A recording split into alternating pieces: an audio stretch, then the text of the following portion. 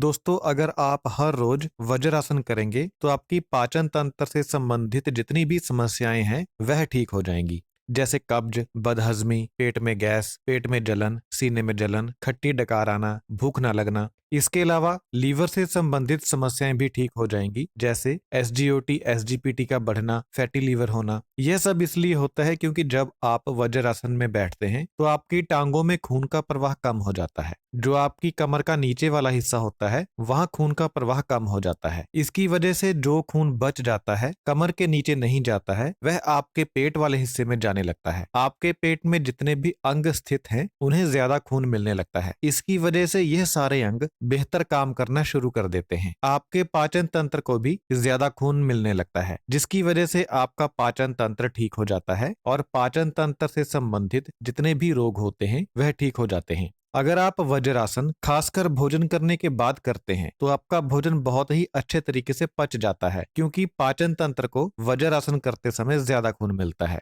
वैसे भी जब आप भोजन करते हैं तो उसके बाद आपको सुस्ती महसूस होती है। उसका भी कारण यही होता है कि शरीर बाकी अंगों से खून को खींचकर आपके पाचन तंत्र में भेजता है ताकि आपका भोजन हजम हो सके। जब खून बाकी अंगों को कम मिलता है तो आपके दिमाग को भी थोड़ा सा खून कम मिलता है, जिसकी वजह से आपको भोजन करने के बाद सुस्ती महसूस होती है।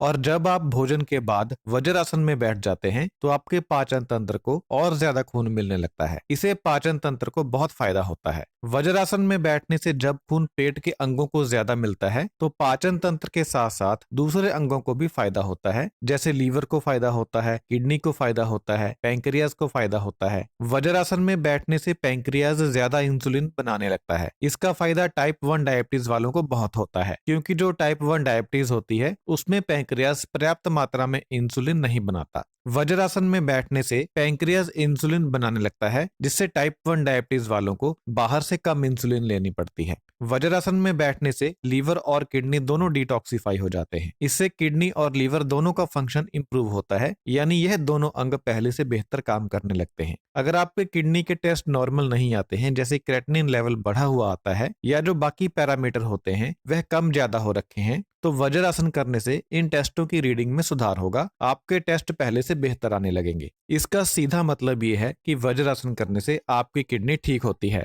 अगर आप हर रोज वज्रासन में बैठेंगे तो आपकी लोअर बैक पेन की समस्या ठीक हो जाएगी।